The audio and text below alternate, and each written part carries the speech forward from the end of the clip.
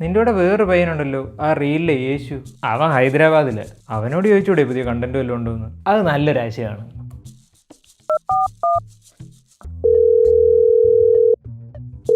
ഓ, ഇവനൊരുമാതിരി ആസിഫലിക്ക് KCB ഉണ്ടായ സ്വഭാവം. Phone എടുക്കത്തില്ലെന്നേ. മാലാഖയല്ലേ, തിരക്കായിരിക്കും. ഓ, തിരക്ക് നേഴ്സായിട്ട് അവൻ മാത്രമല്ലേ ഉള്ളു അവിടെ. അത് ഈ ജോലിക്ക് പോകുന്നവരുടെ ബുദ്ധിമുട്ടേ നിനക്ക് പറഞ്ഞാൽ മനസ്സിലാവില്ല.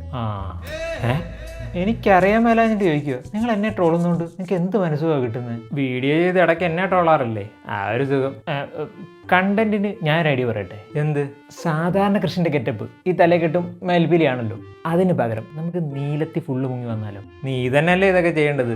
നീലയിലോ മഞ്ഞയിലോ ഒക്കെ പോയി മുങ്ങ്. പക്ഷെ വലിയ രസമൊന്നും കാണൂല. ഓ, അതും ശരിയാ. എന്നാൽ കൃഷി തന്നെ ഒരു കണ്ടന്റ് പറ. എൻ്റെ ഇതിൽ ഓൾറെഡി വൈറലായ കണ്ടന്റ് റീക്രിയേറ്റ് ചെയ്താലോ? ആ പണി അഭിഷേക് ചെയ്യൂല. എന്നെ അറിയാവുന്നവരോട് ഞാൻ പണ്ടേ പറഞ്ഞിട്ടുണ്ട്, copying someone's reel is A dirty business. അത് ശരി, ഇത് മോഹൻലാലിൻ്റെ ഡയലോഗ് അല്ലേ? ഇത് കോപ്പി അടിക്കുന്നുണ്ട്, കുഴപ്പമൊന്നുമില്ലേ?